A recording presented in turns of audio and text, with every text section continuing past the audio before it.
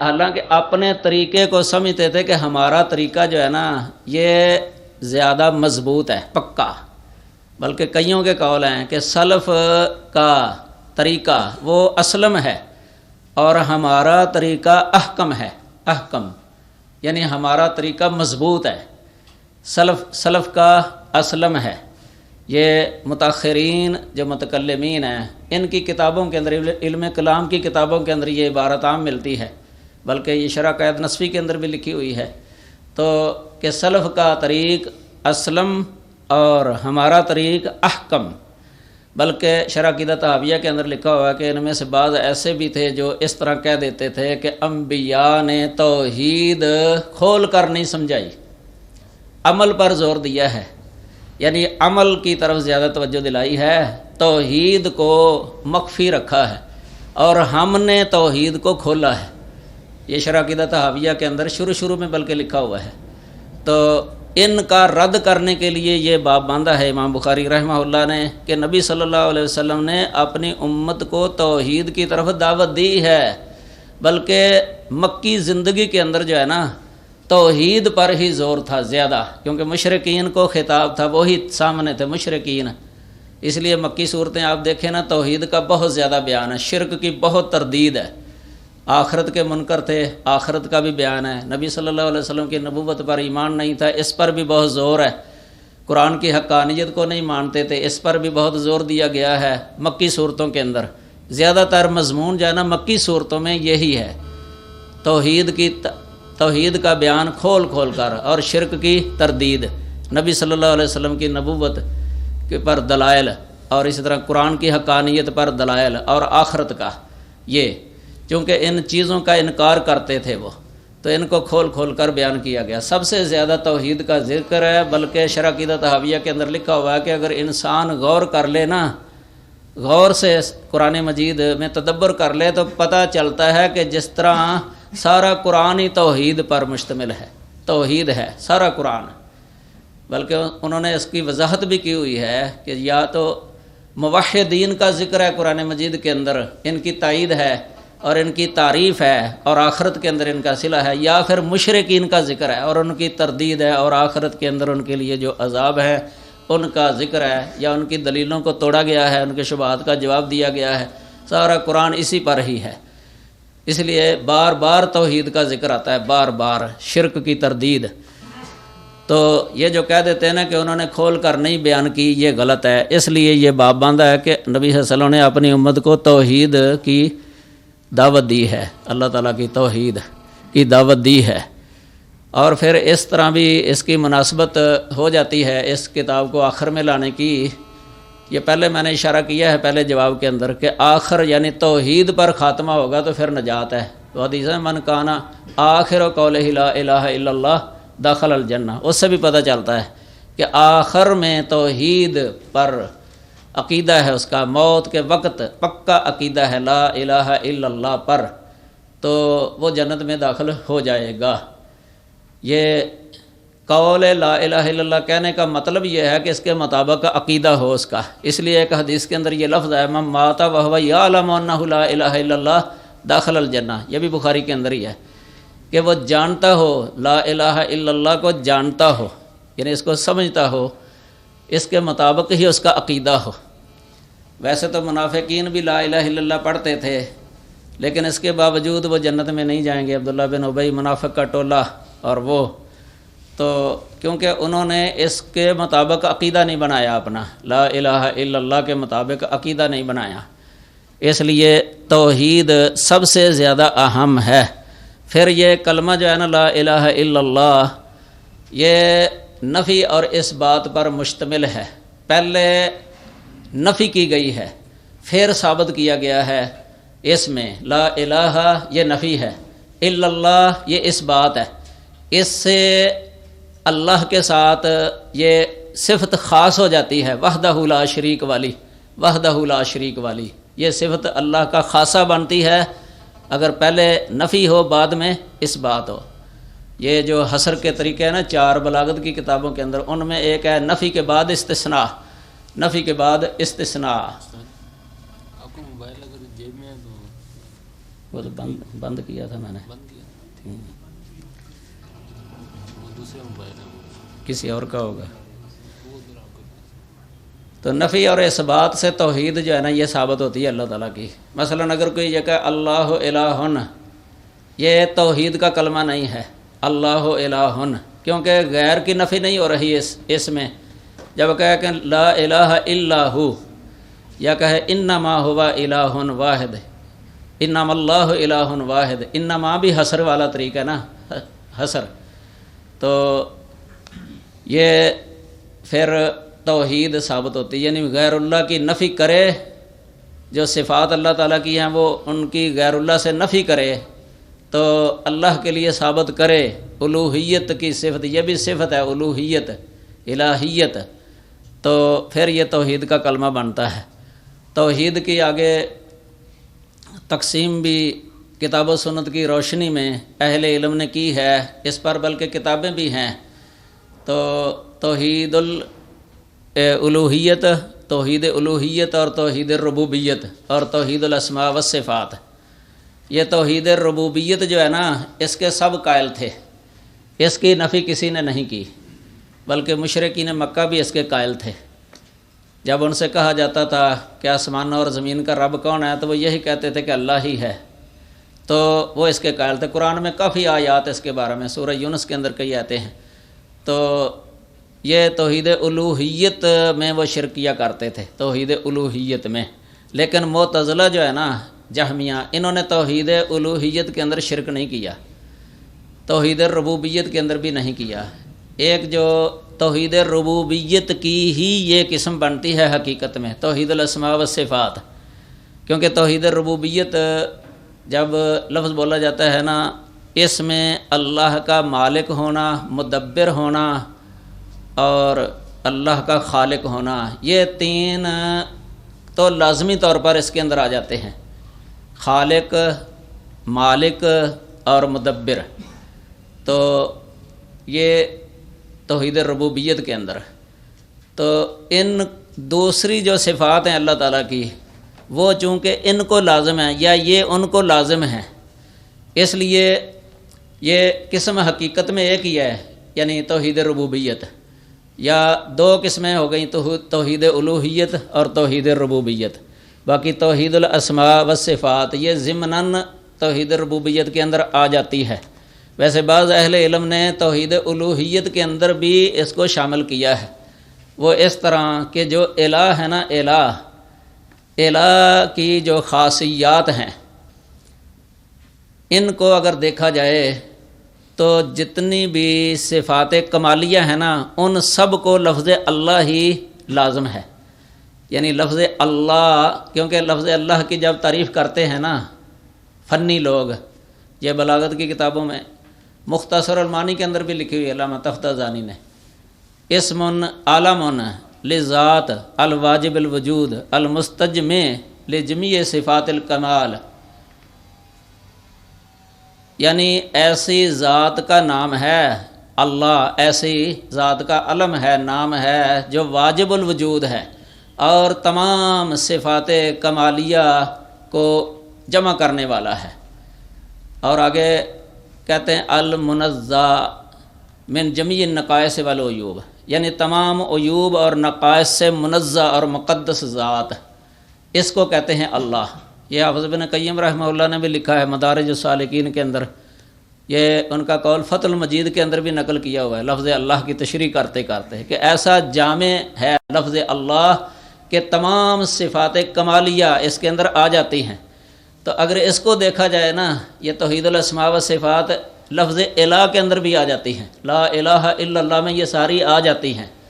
لیکن پھر بھی سمجھانے کے لیے نا، وہ ذرا وضاحت کے لیے یہ علماء کر دیتے ہیں توحید الاسماء و صفات. اور اس کی ایک وجہ یہ بھی ہے علیحدہ بیان کرنے کی، چونکہ معتزلہ جو ہے نا وہ ان کی چونکہ نفی کرتے تھے نا، حالانکہ یہ توحید کی نفی لازم آ رہی ہے، تو اس لیے ان کو توحید الاسماء و صفات کے نام سے ہی اہل علم نے علیحدہ کتابیں بھی لکھ دی ہیں. کتابیں بہت زیادہ ہیں توحید الاسماء و صفات پر، متقدمین نے بھی لکھی ہیں، سلف صالحین کے دور میں وہ ائمہ نے اکثر لکھی ہیں کتابیں. یہ امام بہقی کی کتاب ہے کتاب الاسماء والصفات، اور امام دارقطنی کی کتاب ہے اسی نام کی۔ کئیوں نے اپنی کتابوں کا نام کتاب التوحید ہی رکھا ہے، جس طرح ابن مندہ کی کتاب ہے کتاب التوحید، امام بخاری نے بھی یہ کتاب التوحید یہ نام یعنی اس میں آیا کتاب التوحید۔ اسی طرح کتاب السنہ بعض نے نام رکھے کتاب السنہ، جس طرح ابن ابی عاصم کی کتاب ہے، یا محمد بن نصر مروزی کی کتاب کتاب السنہ، یا کتاب السنہ امام ابو عبد الرحمن عبداللہ بن احمد بن حنبل رحمہ اللہ کی 2 جلدوں میں۔ یہ اتنی زیادہ کتابیں لکھی ہیں نا اس وقت محدثین نے، یہ معتزلہ اور جہمیہ کے رد میں، جتنی وہ گنی نہیں جا سکتی۔ اس دور میں اکثر چھپ چکی ہیں وہ کتابیں، پہلے یہ چھپی نہیں تھیں، تو اس لیے اب تو عام نیٹ میں کتابیں آ گئی ہیں یہ مکتبہ شاملہ کے اندر۔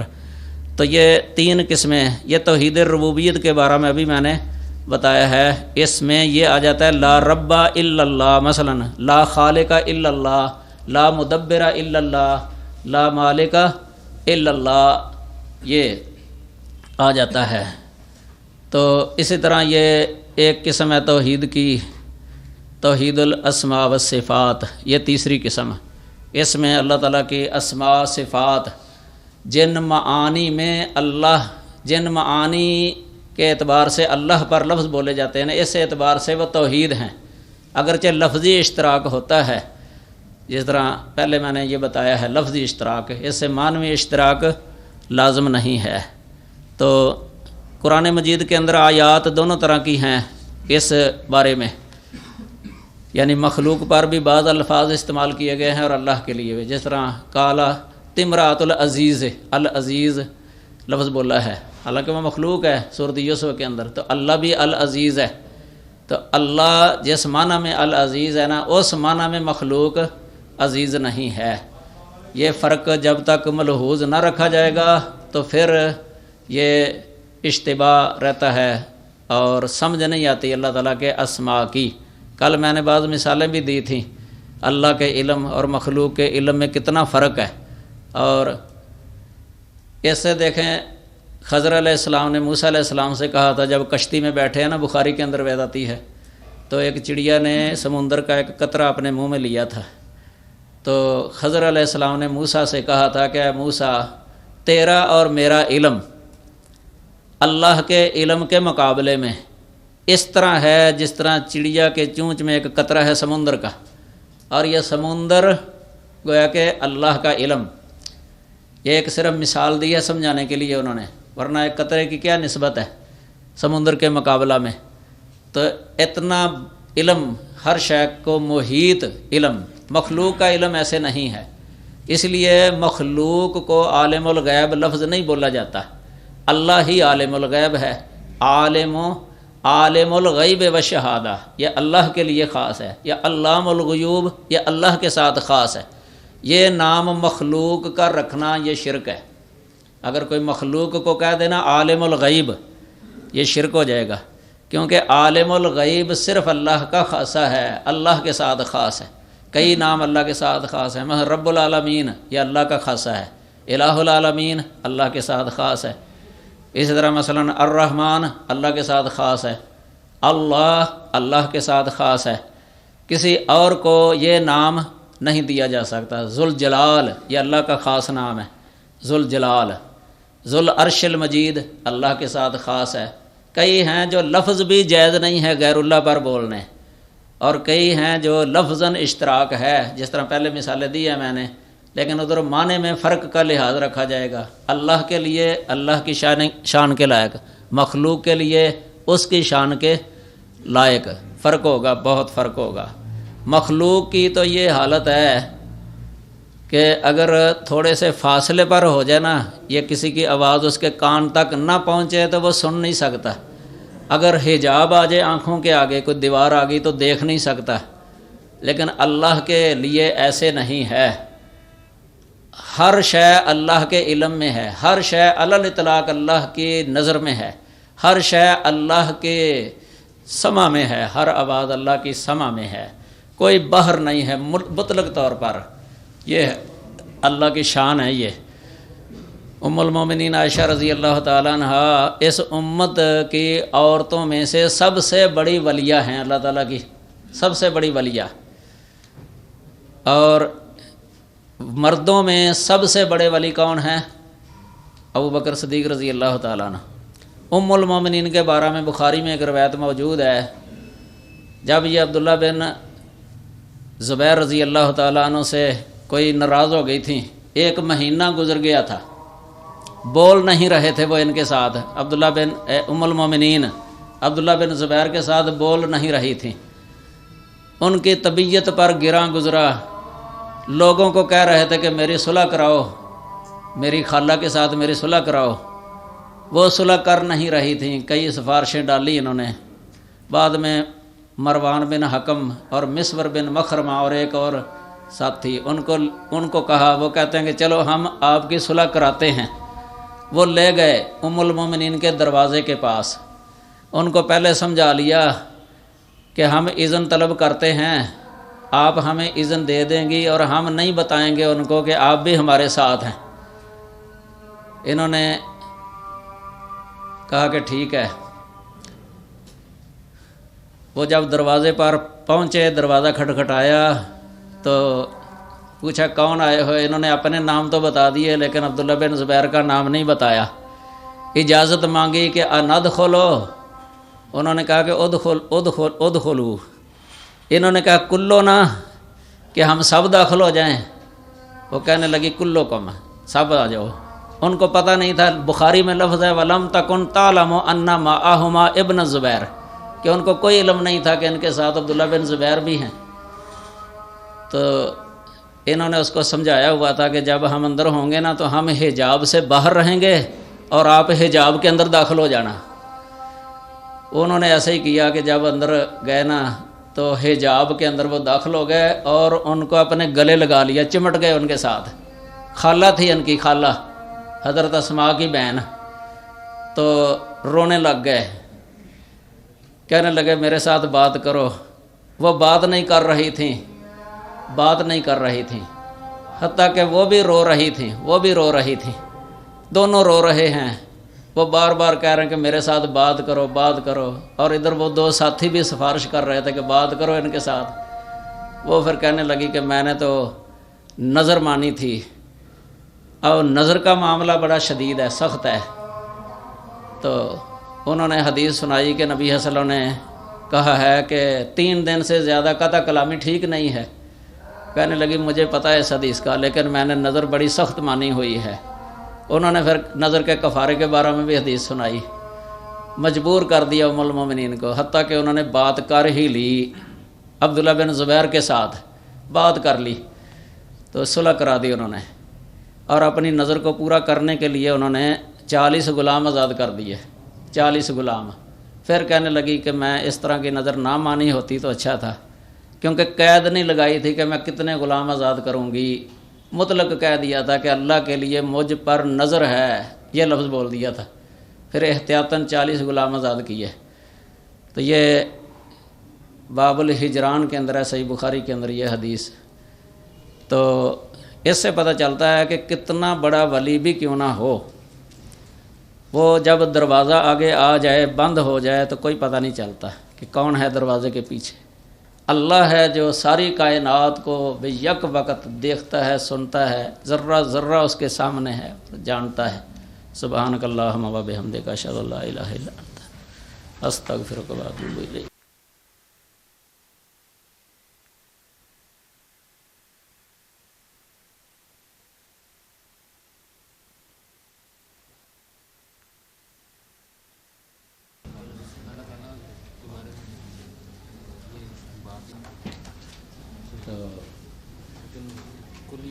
اللہ کے حکم کے مطابق ہے، اس سے تو اللہ تعالیٰ کی جلالت نکلتی ہے، بلکہ ان میں بھی اللہ کے اذن کا ہوتا ہے۔ رشتے بھی جو کہتے ہیں نا، پیچھے رشتے کے ذریعے ہو یا کسی کے بھی ذریعے ہو، یہ احتیاطی اس میں بالکل نہیں ہے۔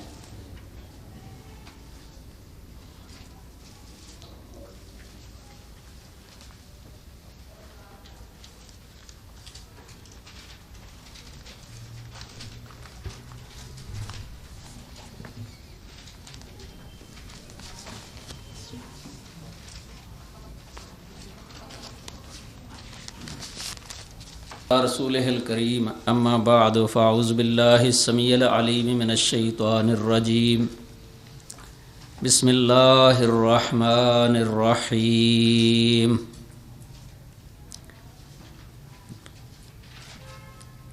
بات چل رہی تھی توحید سے متعلق، توحید الاسماء والصفات۔ توحید کا لفظ یہ مصدر ہے، وحد یوحد توحیداً۔ اللہ تعالیٰ کو وحدہ لا شریک سمجھنا، یہ ہے توحید۔ پھر سوال پیدا ہوتا ہے کہ کن امور میں وحدہ لا شریک سمجھنا ہے؟ اس میں یہ بھی آ جاتا ہے کہ اللہ اپنی ذات میں وحدہ لا شریک ہے، اس کی ذات کی مثل کسی کی ذات نہیں۔ اور اس میں یہ بھی آ جاتا ہے کہ اللہ اپنی صفات میں وحدہ لا شریک ہے، اور اس میں یہ بھی آ جاتا ہے کہ اللہ اپنے افعال میں وحدہ لا شریک ہے، اپنے امر میں وحدہ لا شریک ہے۔ اور اس میں یہ بھی شامل ہے کہ اللہ اپنی استحقاق عبادت میں وحدہ لا شریک ہے۔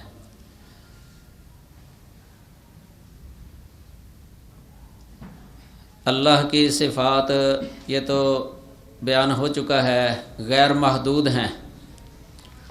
جس معنی میں اللہ کی صفات ہیں، اس معنی میں وہ کسی اور کی صفت نہیں ہے۔ لیکن دنیا کے اندر جو عموماً شرک پایا جاتا ہے نا، وہ اللہ تعالیٰ کی صفات میں شرک یہ عام پایا جاتا ہے۔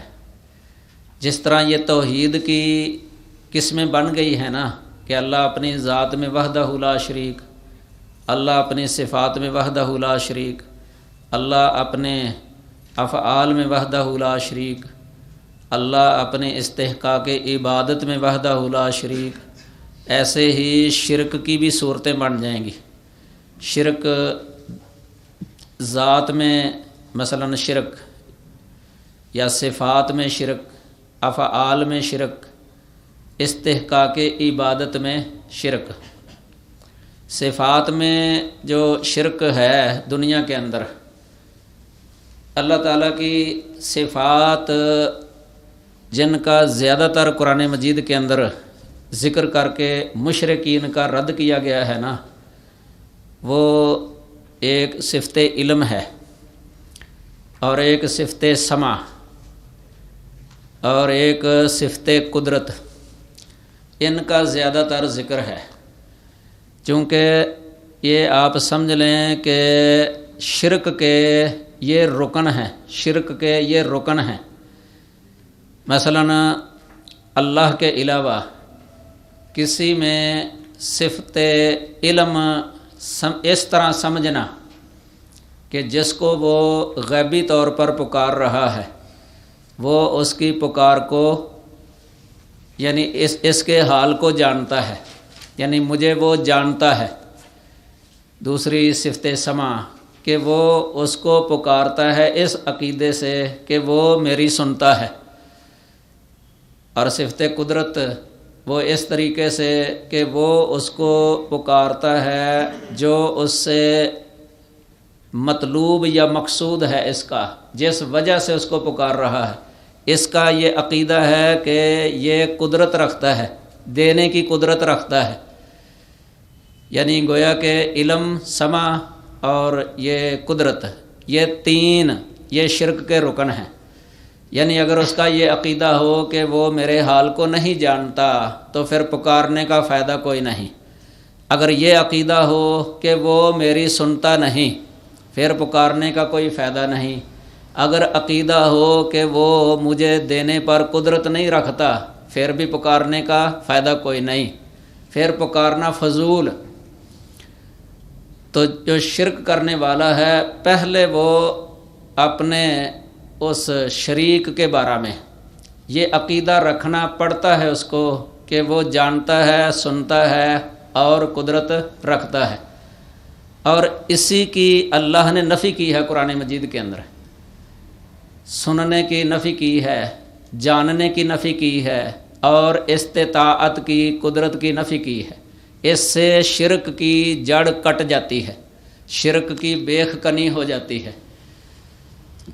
مثلا قرآن میں آتا ہے کہ اگر وہ ان کو پکاریں یا تم ان کو پکارو، لا یسمعون اے لا یسمعوا دعاءکم، کہ وہ تمہاری دعا کو سنیں گے نہیں۔ آگے کا ولو سمعوا مستجابوا، یعنی اگر وہ سن لیں، یہ فرض محال ہے کہ سنتے تو نہیں ہیں، لیکن اگر وہ سن لیں کہ چند منٹ کے لیے، جس طرح مان لو کہ انہوں نے سن لیا ہے لیکن استطاعت نہیں ہے، قبولیت کی استطاعت نہیں ہے، مدد کرنے کی طاقت نہیں ہے۔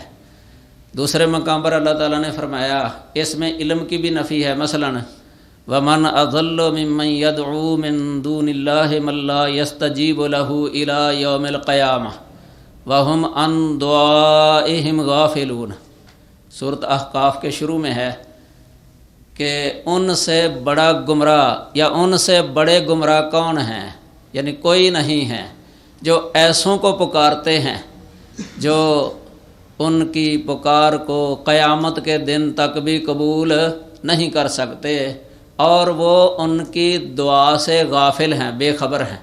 دیکھو علم کی نفی کر دی اللہ تعالیٰ نے کہ ان کے پکارنے کا ان کو کوئی علم نہیں، غافل ہیں۔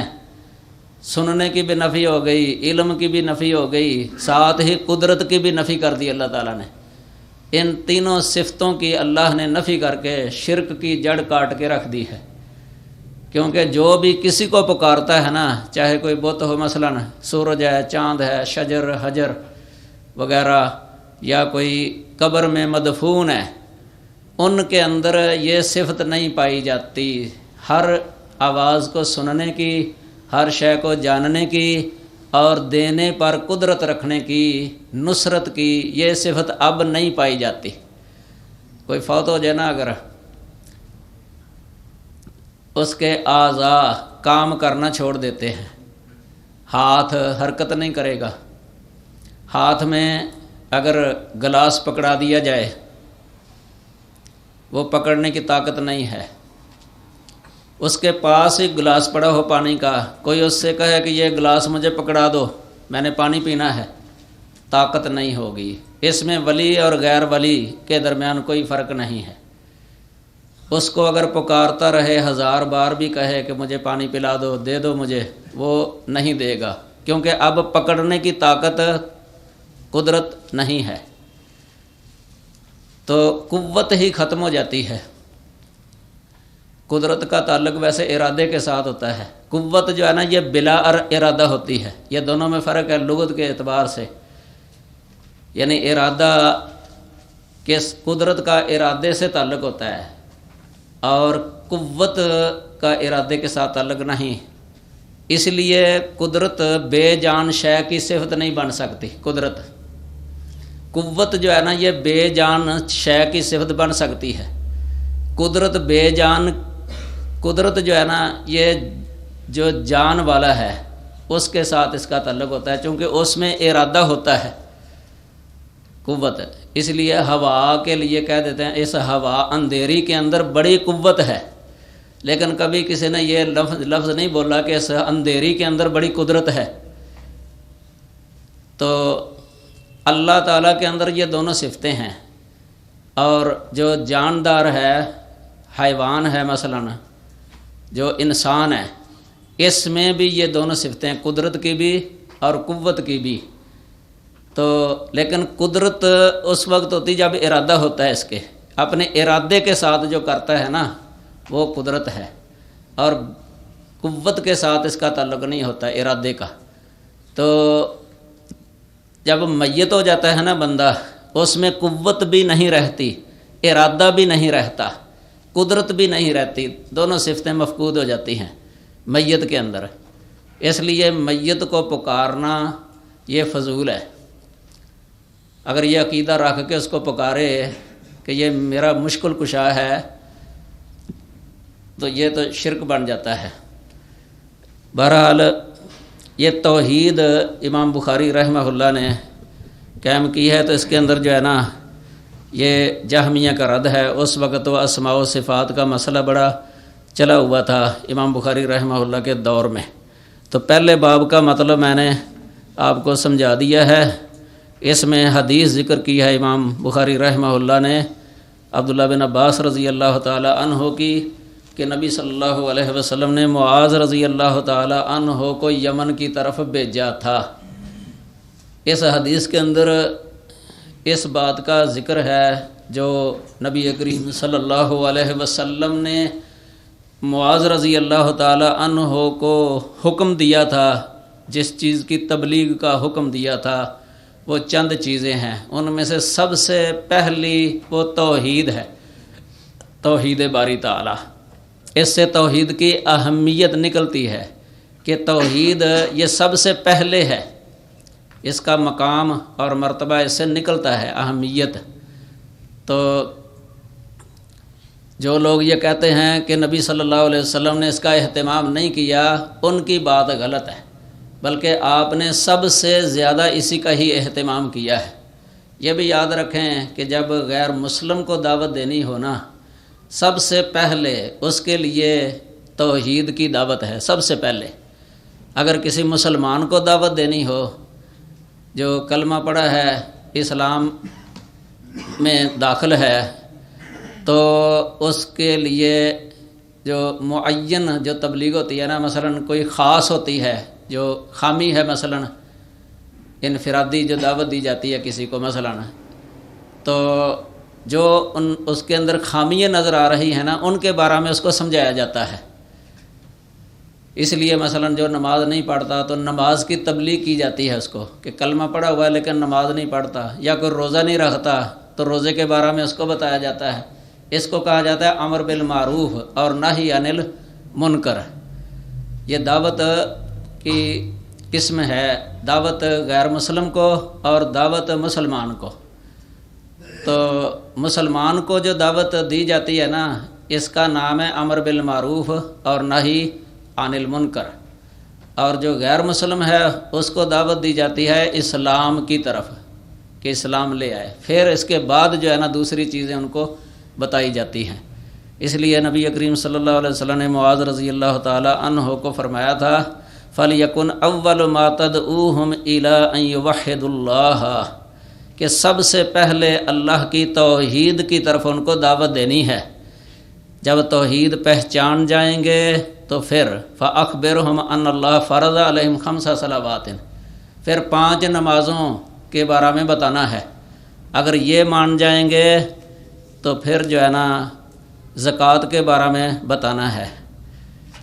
یہ ترتیب ہے، تقدیم الاہم فل اہم، یہ قاعدہ نکل آیا، یعنی جو زیادہ اہم ہے اس کو پہلے، جس کی اہمیت اس کے بعد ہے اس کو بعد میں، جس کی اہمیت اس کے بعد ہے پھر اس کو اس کے بعد میں، ترتیب۔ اس کے بارے میں ائمہ نے کتابیں لکھی ہوئی ہیں، امر بالمعروف اور نہی عن المنکر پر۔ شیخ الاسلام ابن تیمیہ رحمہ اللہ کا بھی رسالہ ہے، ابو بکر خلال رحمہ اللہ ان کا بھی ایک رسالہ ہے، امام احمد بن حنبل رحمۃ اللہ علیہ کے شاگردوں کے شاگرد ہیں یہ۔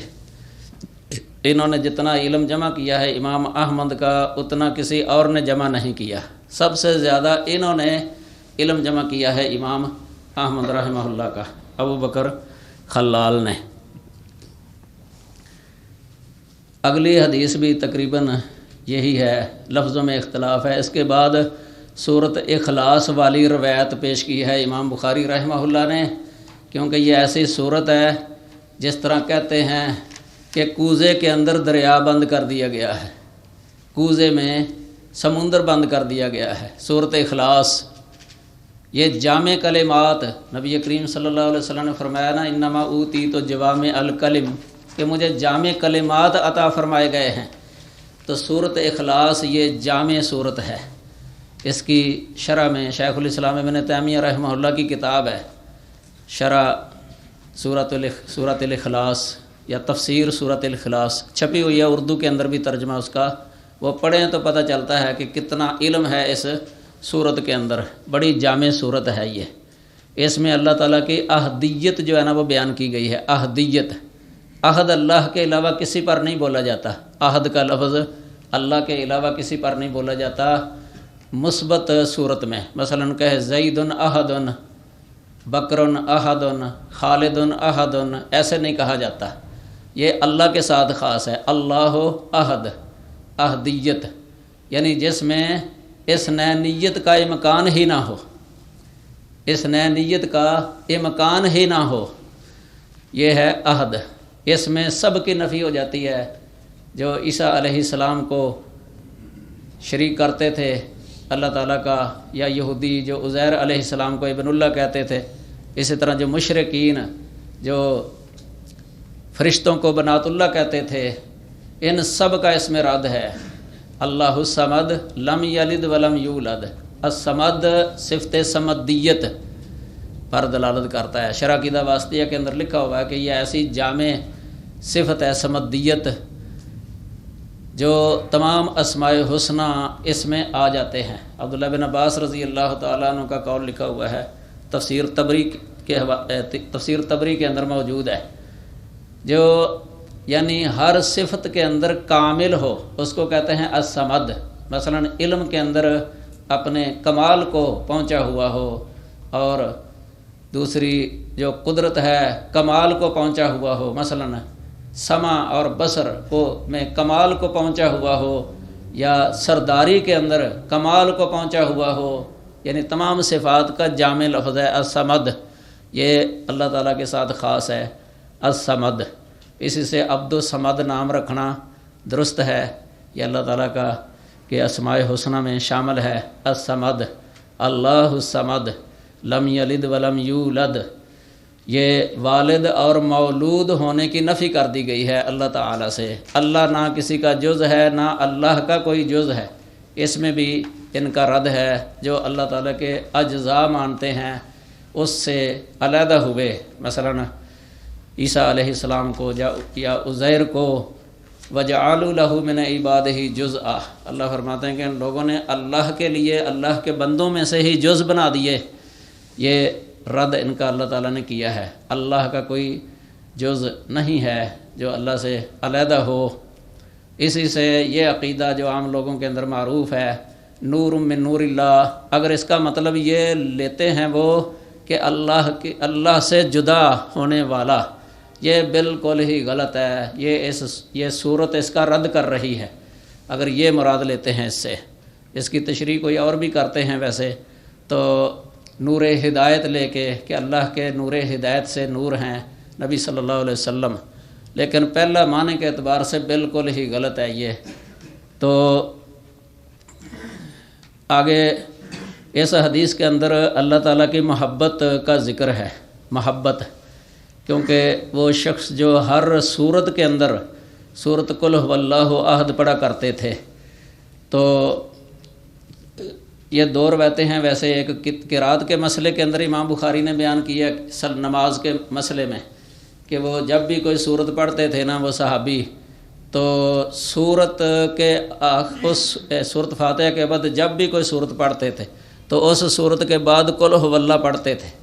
اور اس حدیث کے اندر یہ ہے کہ قیام کرتا تھا وہ آدمی نبی صلی اللہ علیہ وسلم کا کوئی صحابی، تو رات سورۃ قل هو اللہ پڑھتے رہے، بار بار پڑھتے تھے. اسی کے ساتھ ہی انہوں نے قیام کیا، رات کا قیام. لیکن وہ سمجھ رہے تھے کہ میں نے تھوڑی قرات کی ہے. تو نبی صلی اللہ علیہ وسلم کو جب بتایا گیا تو آپ نے جو ہے نا پھر اس کی یہ فضیلت بیان فرمائی، انہا لتعدل ثلث القرآن. تو دوسرے کے بارے میں فرمایا کہ تم اس سے پوچھو کہ یہ کیوں پڑھتا ہے ہر نماز، فرضی نماز میں قرات کے بعد. تو صحابہ کرام نے پوچھا تو وہ کہنے لگے کہ میں اس لیے پڑھتا ہوں کہ اس صورت کے اندر صفت الرحمن ہے، رحمان کی صفت ہے. اس میں ابن حزم کا بھی ویسے رد ہے، کیونکہ انہوں نے لکھا ہوا ہے کہ اللہ کے لیے صفت کا لفظ کسی حدیث کے اندر نہیں آیا. لیکن بخاری کی یہ واضح روایت ہے عام شارحین حدیث نے اس جگہ پر امام ابن حزم کی تردید کی ہے کہ ان کا یہ موقف صحیح نہیں ہے. رحمان کی صفت کا لفظ آیا ہے، حدیث بخاری کی ہے، یہ ان کے ذہن میں نہیں تھے، ابن حزم کے ذہن میں رحمہ اللہ، تو غلطی ہو گئی ان سے. پچھلی روایت میں جو ہے حدیث یمن حدیث اور معاذ جو ہے اس میں رسول اللہ صلی اللہ علیہ وسلم نے فرمایا قال صلی اللہ علیہ وسلم اللہ یعذبہم، تو اس میں اللہ سبحانہ تعالیٰ پر عذاب جو ہے نہ دینا لازم آتا ہے. تو کیسے معتزلہ جو ہے ان کو جواب دیں گے اس زمانے میں؟ یہ معتزلہ کا عقیدہ ہے نا کہ اللہ پر لازم ہے کہ مجرم کو عذاب دینا، یہ وہ ان کا عقیدہ ہے. ان کا عقیدہ مجرم کو عذاب دینا، سزا دینا، اس سے ان کا ایک اصول یعنی انفاذ الوعید یہ ہے کہ وعید نافذ کرنا اللہ پر فرض ہے. لیکن اہل سنہ یہ کہتے ہیں کہ اللہ پر کوئی شے فرض نہیں ہے. اگر اللہ تعالیٰ نے اپنے بارے میں کوئی فرمایا ہے نا تو وہ اس نے اپنے فضل کے ساتھ ہے، یعنی یہ اس کا فضل ہے، واجب کوئی نہیں اللہ پر کوئی شے ہے. اگر کوئی مطیع کو اجر و ثواب دیتا ہے تو یہ محض اس کا فضل ہے. اگر مجرم کو سزا دے دیتا ہے تو یہ اس کا انصاف ہے. اگر وہ مجرم کو معاف کر دے تو یہ اس کی رحمت یا عفو ہے اس کا، یہ بھی اس کے فضل سے ہی ہے معاف کر دینا، ورنہ اللہ پر کوئی شے واجب نہیں. معتزلہ اسی سے ہی کہتے تھے نا کہ جو توبہ کے بغیر مر گیا نا وہ ہمیشہ جہنم کے اندر رہے گا، اس کو عذاب جو ہے نا لازمی ہے. پھر دائمی عذاب کے قائل تھے، خلود والے عذاب کے. یہ درست نہیں ہے. اور اہل سنہ کا یہ مذہب ہے کہ اللہ پر کوئی شے واجب نہیں ہے. اگر اللہ تعالیٰ نے اپنے بارے میں خبر دی ہے نا کہ جو یہ کرے گا اس کو میں ایسے ضرور دوں گا تو یہ اس کا فضل ہے، فضل ہے، واجب نہیں ہے اس پر. تو بہرحال اس حدیث سے صفات الرحمن ثابت ہوتی ہے. باقی اس میں یہ بھی آیا ہے کہ نبی صلی اللہ علیہ وسلم نے فرمایا کہ اس آدمی کو بتا دو کہ اللہ اس سے محبت کرتا ہے. اخبروہ ان اللہ یحبہ، اس کو خبر دے دو کہ بے شک اللہ تعالیٰ اس سے محبت کرتا ہے. یہ حدیث پر 4 نمبر لگا ہوا ہے، حاشیہ نمبر 4. اس میں لکھا ہوا ہے وہ پہلے میں نے کل بتایا تھا نا آپ کو کہ اللہ کی جو فعلی صفات ہے نا جو اللہ کی مشیت کے تحت ہیں، مثلا جن میں یہ کہنا درست ہے کہ ان شاء فعل و ان شاء لم یفعل. اب محبت کے بارے میں بھی ہم کہہ سکتے ہیں نا ان شاء احب و ان شاء لم یحب، یعنی اگر چاہے تو محبت کرے، چاہے محبت نہ کرے. یہ صفت اللہ تعالیٰ کی اختیاری صفت ہے. تو یہ اس طرح کی صفات کے بارے میں کہتے ہیں کہ اللہ تعالیٰ ان صفات کے ساتھ متصف نہیں ہے، بلکہ ان کو وہ 7 صفات جو کل میں نے یہاں آپ کو پڑھ کے سنائی تھی حاشیے کے اندر ہی، ان میں سے کسی ایک کی طرف لوٹا دیتے ہیں. تو اس کو بھی انہوں نے ارادے کی طرف لوٹایا ہے. یہ ادھر انہوں نے لکھا ہوا ہے کہ قال المازری ومن تبعہ محبت اللہ لعبادہ ارادۃ ثوابہم وتنعیمہم. دیکھو یہ تعویل کی ہوئی ہے کہ اللہ جو اپنے بندوں کے ساتھ محبت کرتا ہے، اس سے مراد ان کو ثواب دینے کا ارادہ کرنا ہے اور ان کو نعمت دینے کا ارادہ کرنا ہے. یہ کیوں یہ معنی کرتے ہیں؟ کہتے ہیں کہ محبت کا جو لغت کے اندر معنی ہے نا، جس میں ایک قلبی میلان ہوتا ہے، یعنی محب کا قلبی میلان ہوتا ہے محبوب کی طرف. قلب و میل و قلب المحب نحو المحبوب. کہتے ہیں یہ اللہ کے لیے محال ہے، یہ اللہ کے لیے محال ہے. یہ ادھر اسی طرح ہی لکھا ہوا ہے. آگے لکھا ہے نا وَهُوَ مُقَدَّسٌ عَنِ الْمَيْلِ، یعنی اللہ مائل سے، مائل ہونے سے مقدس ہے، یعنی منزہ ہے. اس لیے یہ تعویل کرتے ہیں. یہ کل میں نے بتایا تھا کہ اگر ارادے والی صفت کے ساتھ یہ تعویل کرتے ہیں تو یہ دو صفتوں کو ایک بنا دیا گیا ہے. حدیث سے دو صفتیں ثابت ہیں. قرآن میں بھی اللہ کی محبت صفت جو ہے نا یہ ثابت ہے، تو حدیثوں کے اندر بھی ہے. تو اہل سنہ اس کی تعویل نہیں کرتے، وہ اللہ تعالیٰ کی شان کے لائق جس طرح ہے اس طرح سمجھتے ہیں، اور جس طرح مخلوق کا کسی کے ساتھ محبت کرنا ہے نا کہ جس میں یہ قلبی میلان ہو، یہ ادھر لازم نہیں ہے. یہ اللہ کی شان کے لائق جس طرح ہے نا اس طرح ہم مانتے ہیں، کیونکہ اس کی کیفیت تو ہمیں معلوم نہیں ہے. اللہ کی صفات ہوتی ہیں بلا کیف، یعنی کوئی کیفیت ان کی ہم نہیں جانتے. ایمان ہے ہمارا، محبت کرنا اللہ کی صفت ہے، ارادہ کرنا اللہ کی صفت ہے علیحدہ علیحدہ. جس وجہ سے انہوں نے ارادے کی یہ تعویل کی، اس محبت کی جو تعویل کی ہے نا، یہی وجہ ادھر بھی پائی جا رہی ہے ارادے کے اندر. کیونکہ ارادے میں بھی یہ کہا جاتا ہے نا کہ مرید کا میلان مراد کی طرف، میل و قلب المرید نحو المراد یا نحو ما یرید. تو حالانکہ ادھر وہ تعویل نہیں کرتے، ادھر تعویل کے بغیر ویسے ہی مانتے ہیں. حالانکہ ادھر بھی وہی وجہ پائی جاتی ہے جس وجہ سے ادھر انہوں نے محبت کی تعویل کی تھی. تو اگر یہ کہہ دیں کہ ہم اللہ تعالیٰ کی محبت صفت جو ہے نا یہ مانتے ہیں چونکہ اللہ اور اس کے رسول نے ہمیں خبر دی ہے، تو بلا کیف ہم یہ مانتے ہیں، تو یہ سب سے زیادہ صحیح ہے. اس سے انکار لازم نہیں آتا، نفی لازم نہیں آتی اللہ تعالیٰ کی صفت کی. تو یہ پہلا مقام ہے جس جگہ پر جو ہے نا یہ ایک صفت کا ذکر ہوا ہے حدیث کے اندر. ویسے باب کے ساتھ اس کا تعلق نہیں ہے یہ محبت لفظ کا، کیونکہ باب کے اندر جو ہے نا توحید کی اہمیت جو ہے نا وہ بیان کی گئی ہے.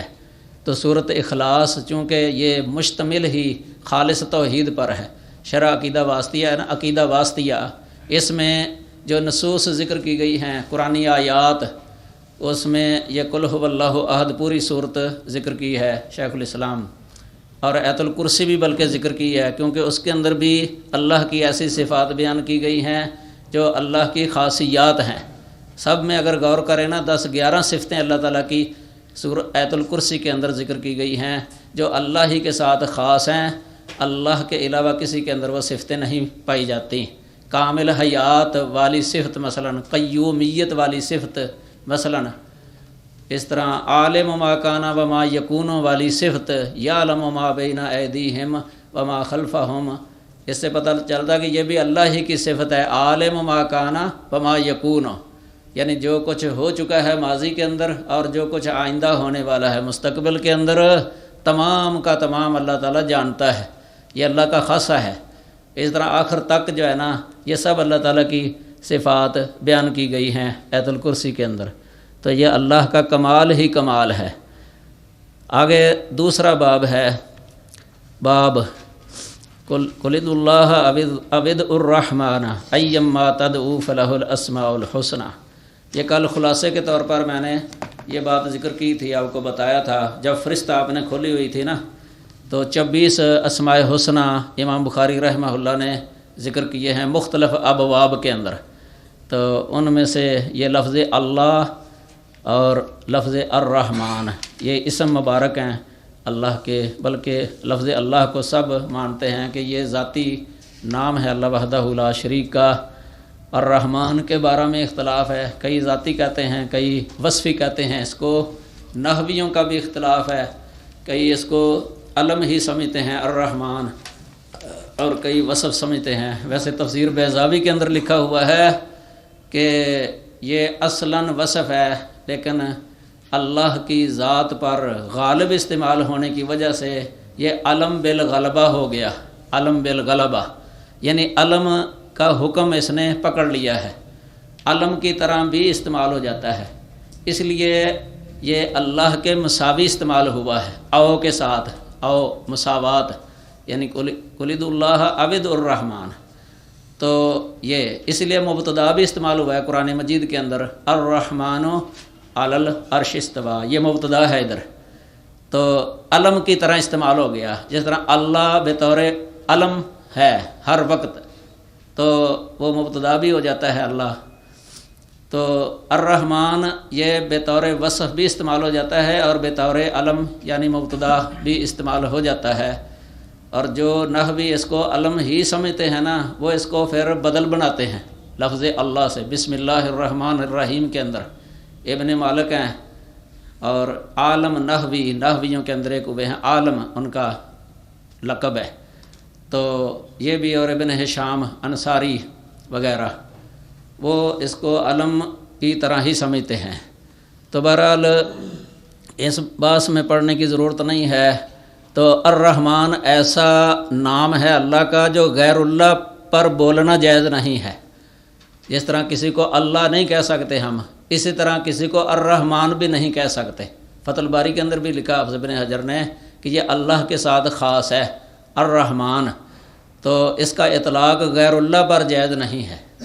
اس سے یہ بھی نکلتا ہے کہ یہ جو عام طور پر اپنے کاروبار اور کارخانوں یا جو سٹوروں کے نام رکھ دیتے ہیں، الرحمن میڈیکل سٹور مثلا، الرحمن ورک شاپ، الرحمن ٹمبر سٹور مثلا، کئی جو ہے نا یہ درست نہیں ہے، کیونکہ یہ مخلوق ہے. جس طرح اللہ نام نہیں رکھ سکتے ہم ان چیزوں کا، یا الرحمن مسجد، یہ نہیں ٹھیک. مسجد الرحمن ٹھیک ہے، مسجد الرحمن مرکب اضافی کے ساتھ، لیکن الرحمن مسجد یہ نام رکھنا صحیح نہیں ہے، چونکہ یہ اللہ کے ساتھ خاص ہے. الرحمن یہ ان ناموں کے ساتھ اس کا تعلق ہے جو اسماء مختصہ ہیں اللہ تعالیٰ کے. تو الرحمن، اور اس کا معنی ہوتا ہے ایسی ذات جس کی رحمت ہر شے کو حاوی ہو، ہر شے کو وسیع ہو، یا جس کی رحمت کی کوئی حد نہ ہو. اس لیے الرحمن کا معنی کرتے ہیں کہ وہ کہ جس کی جو بے حد رحم والا، بے حد رحم والا، یہ الرحمن کا معنی یعنی جو بے حد کہ اس کی رحمت کی حد نہیں ہے، یہ ہوتا ہے الرحمن کا معنی. تو الرحیم نہایت مہربان، نہایت مہربان. تو الرحمن کا معنی بے حد رحم والا. یہ اس کے بارے میں یہ بھی یاد رکھیں کہ الرحمن اسم ہے اللہ تعالیٰ کا، اور قاعدہ پہلے ذکر ہوا ہے کہ ہر اسم صفت کو متضمن ہوتا ہے. تو الرحمن یہ صفت رحمت کو متضمن ہے، صفت رحمت پر مشتمل ہے. تو یہ رحمت بھی اللہ تعالیٰ کی صفت ہے، اور کل اس کے بارے میں تفصیل بتا دی تھی، اس کی جو یہ طویل کرتے ہیں، اور اس کا رد کل ہو چکا ہے. تو اللہ یہ بھی ایک صفت پر دلالت کرتا ہے، صفت الوہیت یا صفت الہیت، یہ اللہ تعالیٰ کے ساتھ خاص ہے. الوہیت والی صفت اللہ کے ساتھ خاص ہے، رحمانیت والی صفت اللہ کے ساتھ خاص ہے.